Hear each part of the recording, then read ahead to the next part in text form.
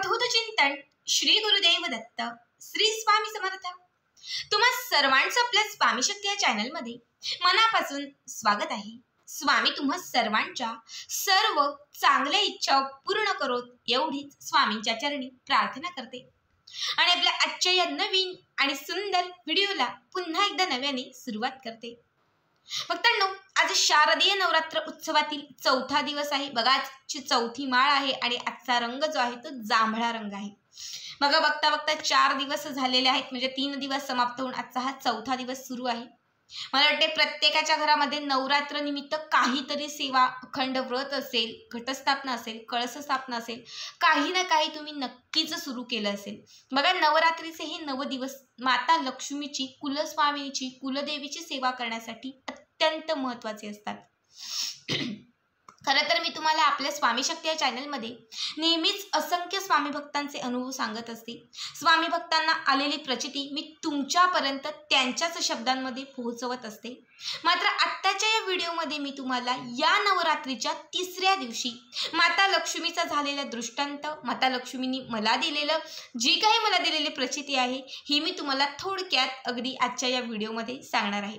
बघा, आपण जेव्हा सेवा करतो, पूजा करतो, खरं तर एखादं व्रत करतो, त्यावेळेस प्रत्येकाला असं वाटत असतं की मला काहीतरी याची प्रचिती यावी, माझी सेवा देवीपर्यंत, देवांपर्यंत पोहोचलेली आहे याचा काहीतरी दृष्टांत मिळावा। आणि अगदी मलाही असंच वाटत होतं आणि तो झालेला दृष्टांत माझ्या आयुष्यातील सर्वात मोठा हा अनुभव आहे आणि तो मी तुम्हाला आजच्या या व्हिडिओमध्ये शेअर करणार आहे, तुमच्यासोबत मी मांडणार आहे, तुम्हाला सांगणार आहे। तर माझा हा संपूर्ण अनुभव ऐकण्यासाठी व्हिडिओ शेवटपर्यंत पहा आणि जे चॅनलवरती नवीन असतील त्यांनी लगेचच आपल्या चॅनलला सबस्क्राईब करा।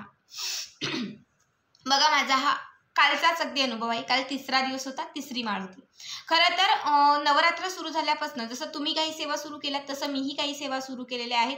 म्हणजे आपण दरवेळेस करतो सगळ्यात महत्त्वाची गोष्ट म्हणजे कुंकुमार्चन, श्रीयंत्रावरती कुंकुमार्चन। खरं तर आमच्याच घरामध्ये, आमचं जे जुनं घर आहे, मोठं घर आहे, तिथे घटस्थापना केली जाते। आमच्याकडे प्रत्येक घरी घटस्थापना होत नाही, तर कुटुंबाचे जे कुलदैवत असतात, म्हणजे 8, 9, 10 जणांचं जेवढं मोठं कुटुंब असेल ते त्या सर्व मोठ्या कुटुंबांचे जे कुलदैवत असतात ते एकाच्याच घरी असतात आणि तिथेच ही घटस्थापना केली जाते। मग आमच्याच मागच्या घरामध्ये, म्हणजे आमचं जे जुनं मोठं घर आहे त्याच घरामध्ये घटस्थापना होते। मग मी घरामध्ये कळस स्थापन केलेला आहे, एका घटाप्रमाणेच मी तो घरामध्ये मांडलेला आहे। त्याचबरोबर कुंकुमार्चन सुरू केलेलं आहे, दुर्गा सप्तशती पाठाला सुरुवात केलेली आहे। अशा माझ्या छोट्या मोठ्या ज्या काही सेवा आहेत ह्या सेवा सुरू होत्या। अगदी 2 दिवस झाले आणि मनात खूप होतं की मी हे सुरू केलेलं आहे, पण देवी तू माझ्या पाठीशी आहेस का, किंवा मी जे करत आहे ती माझी सेवा तुला आवडत आहे का, तू स्वीकारत आहेस का।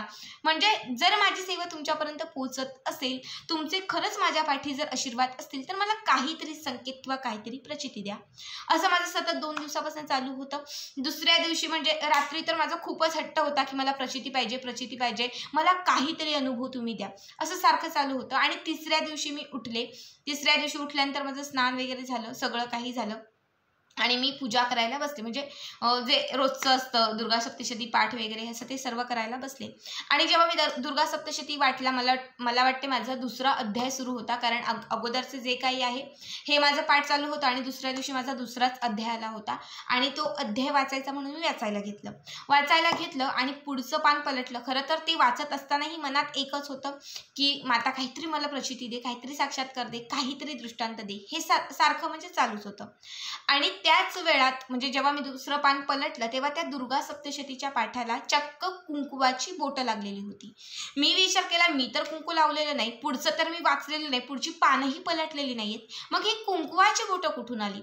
माझ्यासाठी ती सर्वात मोठी प्रचिती होती आणि म्हणजे खूप थक्क झाले मी ते बघून की साक्षात त्या पुस्तकाला ती 5 बोटं आली होती, बरोबर 5 बोटं। वाटल्यास मी तुम्हाला पुढच्या व्हिडिओमध्ये नक्कीच ते दाखवेन। ते झालं, त्यानंतर मी खरं तर खुश होते की देवीनीची काहीतरी प्रचिती आली किंवा देवीनी काहीतरी आपल्याला प्रचिती दिली। ते झालं, त्यानंतर माझं जे काही पाठ होते ते पाठ मी पूर्ण, म्हणजे माझे जे पाठ होते ते पूर्ण झाले। 3रा दिवस होता, म्हणजे मंगळवारचा बरोबर दिवस होता। इच्छा खूप होती की आपण देवीची ओटी भरावी, मग आमच्याच कुलदेवीची मी ओटी देखील भरली। त्यानंतर असं सारखं वाटत होतं की एखाद्या तरी सवासणीची आपण ओटी भरावी, म्हणजे मनात ते चालू होतं की एखाद्या सवासणीची आपण ओटी भरावी, सवासणीची ओटी भरावी। मात्र कुणी जर घरी आलं असतं तरच तिची ओटी भरू शकलो बसलेलो असतो, जर कुणी घरी आलंच नाही तर आपण त्या सवासणीची ओटी कशी भरायची, हाही प्रश्न होता.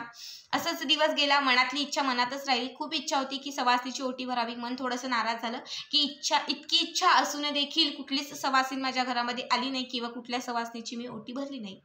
त्यानंतर मला वाटतं संध्याकाळचे 6:30-7 वाजले असतील आणि माझ्या मिस्टरांना थोडंसं बाहेर जायचं होतं. आमच्या इथेच एक नाका आहे, तर तिथे म्हणजे त्या ठिकाणी त्यांना जायचं होतं. ते सहजच म्हटलं की मी बाहेर चाललेलो आहे असं, आणि मलाही माझ्या मनात का माहीत नाही पण असं आलं की मीही तुमच्यासोबत येते. आणि मी त्यांना सहजच म्हटलं की मीही तुमच्यासोबत येते, मला पण यायचं आहे. आणि ते म्हटलं ठीक आहे चल मग माझ्यासोबत. त्यांचं ॲक्च्युली काम होतं, माझं काहीही काम नव्हतं. मी त्यांच्यासोबत गेली. त्यांचं जिथे काम होतं तर त्या कामासाठी ते थोडंसं पुढे एका दुकानामध्ये निघून गेले आणि मी त्या नाक्यावरच उतरले. म्हटलं आता दिवाळी दसरा आलेला आहे तर साड्यांच्या दुकानात जाऊयात, काही नवीन आले का बघूयात, म्हणून मी साड्यांच्या जस्ट दुकानामध्ये गेले. मला वाटते 7:30-8 वाजले असेल, त्याच्यामुळे गर्दी इतकी काहीच नव्हती. मी ज्या साड्यांच्या दुकानामध्ये गेले तिथे फक्त एक ते दादा होते जे साड्या दाखवत होते, माल व्यवस्थित करत होते, आणि एक दुसरे दादा होते, म्हणजे दोघेच ते होते. ॲक्च्युली दुकानामध्ये भरपूर लोक असतात दिवसभर माल दाखवण्यासाठी, मात्र 6 वाजता त्यांची सुट्टी होते, त्यामुळे कुणीच नव्हतं शक्यतो, फक्त ते दोघेच होते. एक दादा सर्व माल जो आहे तो मालाचा म्हणजे सामानाचा सगळा काही पसारा जो पडला होता तो उचलत होते, आणि जे दुसरे दादा आहेत ते साड्या दाखवत होते. मी अगदी सहजच तिथे गेले आणि म्हटलं की काही नवीन माल आलाय का, अशी जस्ट मी विचारपूस करत होते. आणि विचारपूस करत असताना तिथे एक स्त्री आल्या, म्हणजे तिथे एक बाई आल्या.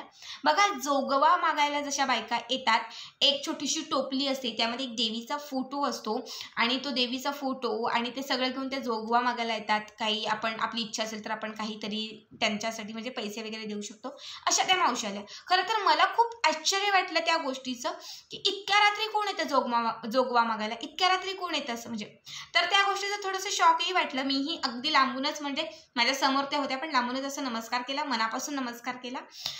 त्यानंतर ते जे दादा होते दुकानामध्ये, त्या दादांनी तिला 10 रुपयाची एक नोट दिली. मात्र त्या बाईची अशी इच्छा होती, त्या आईंची अशी इच्छा होती की मला पैसे नकोयत, मला तुझ्याकडनं ओटी भरून हवी आहे. म्हणजे त्या दादांना ती सांगत होती की तुझं इतकं मोठं दुकान आहे तर एक साडी दे मला आणि माझ्या देवीच्याच ओटी भर. पण ते दादा ऐकायला तयार नव्हते. तू 10 रुपये घ्या आणि निघून जा, अगदी त्यांचं असंच सुरू होतं. त्यानंतर त्या दादांनी शेवटी एक साडी काढली आणि ती साडी तिला द्यायला लावली. पण तिची पुन्हा एकदा अशी इच्छा होती का साडीसोबत, म्हणजे जशी आपण ओटी भरतो देवीची, जसं नारळ असतं, फूल असतं, वेणी असते, त्याच पद्धतीने तू माझी ओटी भर. मग तो जो दुसरा त्यांच्या दुकानात कारागीर होता, म्हणजे जो माल वगैरे व्यवस्थित पसारा आवरत होता, तर त्या दादांनी म्हणजे जे मालक होते, साड्या वगैरे दाखवत होते, त्यांनी त्यांच्याकडे पैसे दिले की हे 50 रुपये घे आणि बाजूच्या दुकानातून जाऊन नारळ आण. मग त्या दादांनी जाऊन नारळ आणला, साडीवरती तो नारळ वगैरे ठेवला. साडीवरती नारळ ठेवून त्या दादांनी त्या बाईला ते देत होते. पण ती बाई असं म्हटली की तू देऊ नको, तू पुरुष आहेस, तू देऊ नको, या दीदीला सांग, या ताईला सांग की माझ्या देवीची ओटी भर.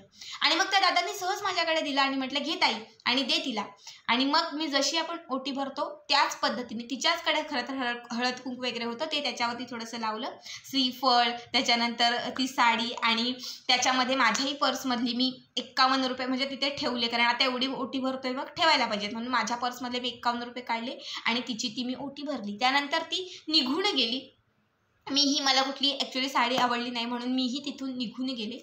त्यानंतर जेव्हा मी घरी आले, जेव्हा मी रात्री झोपायला गेले, त्यावेळेस मी त्या गोष्टींचा विचार करत होते. आणि तेव्हा मला कळालं की बघा, जेव्हा मनामध्ये इच्छा असते की ओटी भरावी किंवा एखाद्या सुवासिनीची आपण ओटी भरावी, तेव्हा ती इच्छा कशी पूर्ण होते. स्वप्नातही नव्हतं, पण योगायोग बघा कसे घडून आले. खरं तर इतक्या रात्री मी बाहेर कुठे जात नाही, पण सहज मिस्टर चाललेले म्हणून त्यांच्यासोबत जायला निघाली. अचानक मिस्टर पुढे गेले आणि मी तिथेच त्या दुकानात गेले आणि जस्ट म्हणजे देवीनेच कदाचित मला तिथे बोलवून घेतलं असेल आणि साक्षात देवीच माझ्या ओटीची तिथे कदाचित वाट बघत असेल.